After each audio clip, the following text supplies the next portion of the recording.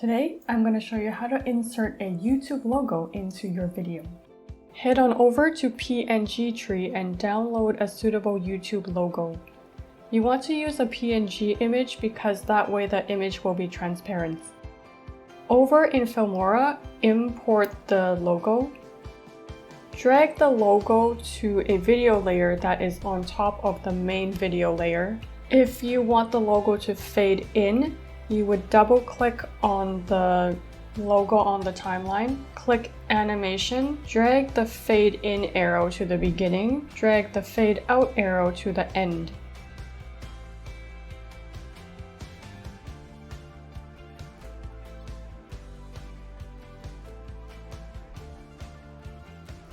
I'm going to do the same thing for my subscribe text.